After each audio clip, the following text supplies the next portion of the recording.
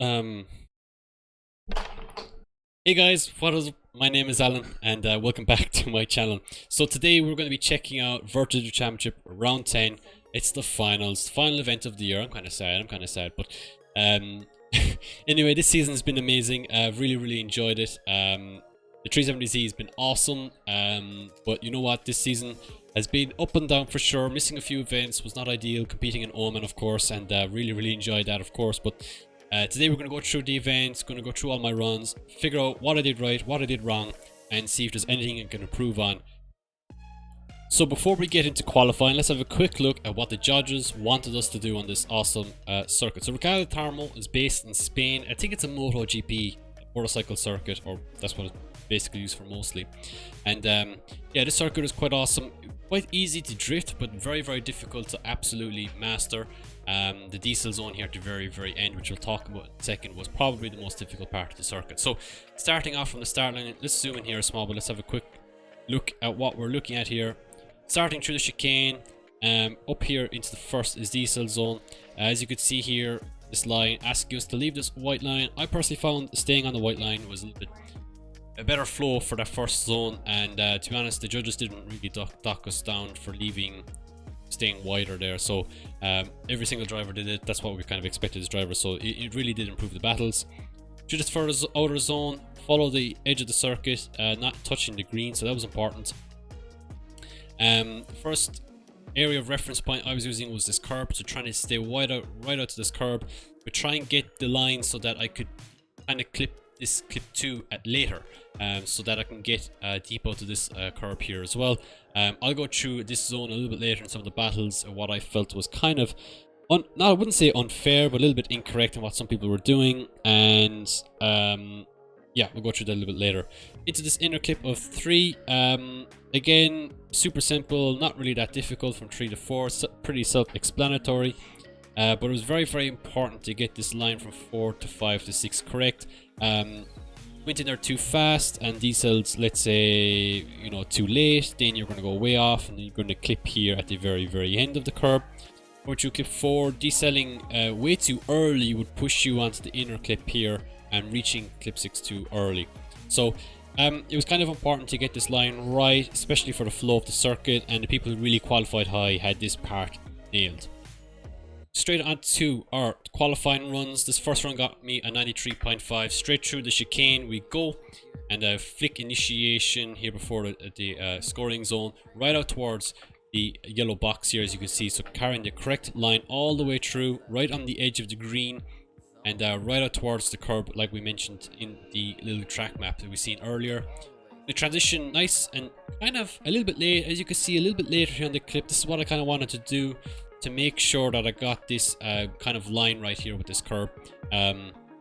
This, in my opinion, was kind of one of the harder areas other than the diesel zone to get right, but once you got it right, you could really see how it sets you up perfectly for the very end. And yeah, it was really important for me to get this area correct, to get the right momentum through this course. Through the inner clip nicely, here at 3, into clip 4 here, again, pretty nice, nothing to really complain about there.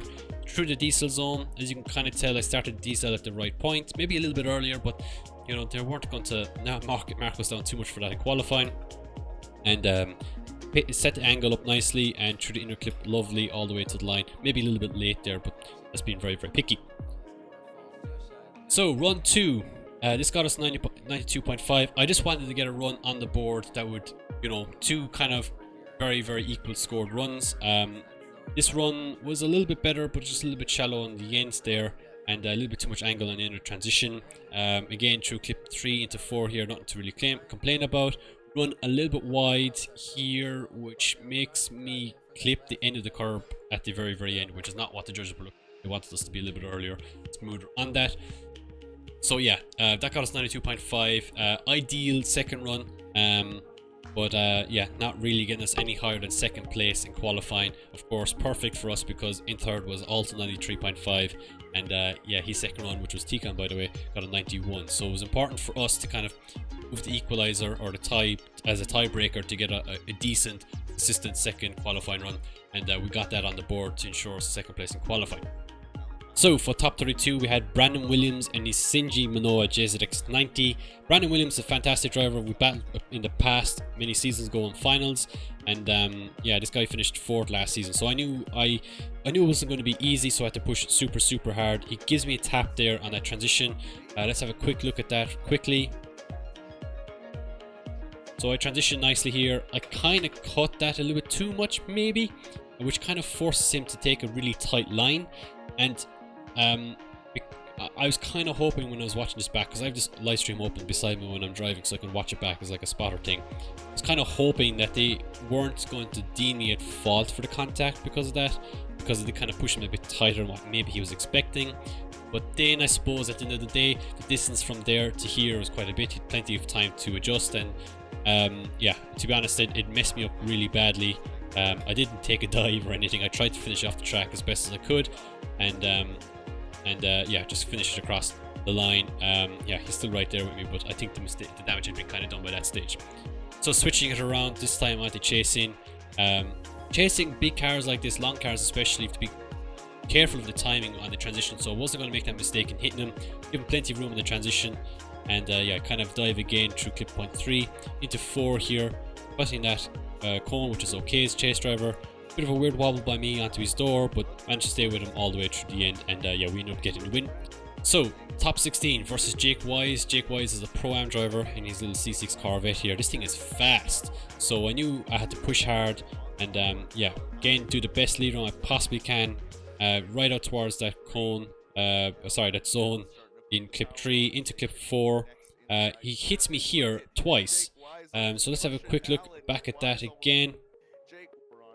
So he hits me once, twice, and a 3rd time right here. So really upset my line into that run, into that corner, sorry. And so chasing him in here, a bit too much of a gap, which I didn't really want to do considering of the contact the first run. Wasn't really sure how the judges were going to look at it, so really wanted to give a good chase run here. And yeah, pretty consistent, stay with him here the whole time. Transition nicely behind him here through clip 4. Bit of a gap, but dive nicely onto his door here. Really push it, give him a little tap across the line, and yeah, we end up getting the win just about. No, I think we comfortably got the win. They really viewed that contact as a lot severe than what I was thinking at the time, so that was kind of good on our behalf that they really saw that contact and really showed how much it messed us up. So top 8 time versus Adriel Machado. Adriel is a Brazilian YouTuber, and he's pretty decent following on his YouTube channel in his Chevy Omega. Not an Opel Omega, mind you, a Chevy Omega. Again, right out towards the green area. He's right on my door, and transition nicely through the inner clip. Gives me a little tap there, but nothing too severe. Nothing to upset my line or anything like that. Transition nicely here into the diesel zone, and he kind of has a weird wobble there. That could be down to his internet. Again, he's in Brazil. Big ping difference between us and him, so definitely will be lagging a lot more for the rest of us. Again, chasing in really hard, knew he had a good chase run in, so really committed on entry. Give him a little tap on the door there, and push him through the rest of the circuit. Transition nicely behind him here, and again straight onto his door, through into clip 4, dive nicely onto it, into the diesel zone, and yeah, really try to apply the pressure across the line here, and really try and show dominance. That worked out beautifully for us. We ended up getting the win with that, and moving on into the top 4. I'm losing my mind here. Moving on into the top 4 versus Tikan Pilecki. So top 4 time, this time versus Tikan Pilecki. Tikan to chase in, I to lead. Yeah, right out towards the green area. I actually drop a wheel there if you pay attention to that. So we're just gonna keep an eye on that. See, as you can see, have a wheel on the green area here, which the judges, they mentioned that they didn't really mind it so much, but yeah, any more than one wheel, they would start to dock a lot of points off of it. So it wasn't that huge a mistake, but something minor to keep an eye about, or keep a thought about. So out to the other curb again, transition to the inner clip, transition nicely into clip 3, maybe cutting it slightly a bit too much, into 4 really nicely. Tikan very shallow on the angle here, but he dives, corrects it nicely onto my door, and yeah, across the finish line. So swapping it back around, this time I to chase in Tikan Pilecki. Tikan has got to initiate here with a flick, and straight onto his door. As you can see straight away, Tikan is just about in the zone, I'm pretty sure. So, you know, a bit of mistake by him. He's not in the zone straight away. He does meet the edge of it by the time about halfway around the zone. So a bit of a mistake by Tikan, nothing too crazy, but something to take a note of. So you could argue in the first zone here that we're kind of even on mistakes, as lead position chase driving we're pretty much even too. So straight out towards the curb he goes. Transition's a little bit late here, and I think because of him transitioning late is the reasoning for the next mistake that I spot. So I transition nicely behind him, but look where he is on the circuit. He's like actually in the middle of the track, and in the briefing the judges and even on the track map you might have spotted that he should be a little bit wider. Now I seem to adapt to this pretty well, and it doesn't seem to affect me too much as a chase driver. Kind of transitioned a bit too aggressively there, cut the corner a lot and straight on kind of a weird angle. So at this point we both make mistakes, and you know, I think I win the lead run in my opinion. He wins the chase run, so somewhat like a one more time I think would be fair, and that's what ended up happening. It ended up being a one more time. So we're swapping it back around. This time I'd leading Tikan again. I do a flick entry this time, super deep onto the zone, not dropping a wheel this time. Tikan's right there, right beside me the whole time. Transition nicely through the inner clip out towards the curb. Could be a little bit wider there, but certainly wider than what Tikan was the first time around in his lead run. Transition through clip point 3 into 4, and he's right there, like super good, and literally pushing me across the line, giving me a little tap on the door there, and yeah, across the line. So swapping it back around, this time Tikan to lead as he qualified third, and I had to chase in, dive nicely onto his door. He's right on the edge of the circuit where he should be, so kind of even again. Transition nicely through here again. Again, he's in the middle of the circuit again. I wouldn't say this is the reasoning why I hit him, but I certainly wasn't expecting him to be that slow going through the transition. He did, in my opinion, I do think he carries just a tad too much angle. Look, he actually, if we can go back here, we watch this back, as you can see, so he comes through here on angle, then gains angle again very quickly before transitioning. So kind of a weird transition. It's kind of a bit odd, to be honest, but again, he's in the middle of the track, so I end up hitting him. It didn't really affect him. It didn't really. His line the first time didn't really affect me before the one more time. So in reality, I shouldn't have hit him. But then again, I was on shallower angle, and I certainly was expecting to be a little bit quicker through there, I suppose. But again, I hit him. So fortunately, it didn't actually affect him too much. And yeah, the rest of this run is pretty sweet. Pretty happy with the chase run here through the diesel zone and straight onto him right here again, literally pushing him across the line. So that was pretty awesome. Tikan ends up getting the win. We end up going into a third, fourth place playoff versus Stephen Hatcher, who qualified first with a 96 in his Honda S2000. So Stephen, all the way from Canada, transitions nicely, or initiates nicely into the outer zone. A little bit shallow there. This probably isn't his best lead run, considering what his qualifying runs were like. Out towards the white line there again. This time actually dropping a wheel out onto the curb, which is probably which is okay actually. Transitions nicely again out towards the other curb into the inner clip 3. Transition nicely into 4. I'm there right with him. I'm just pushing him straight through. The two of us here driving the only non-2S chassis in the whole championship in the top 5, I think. So pretty happy with that actually.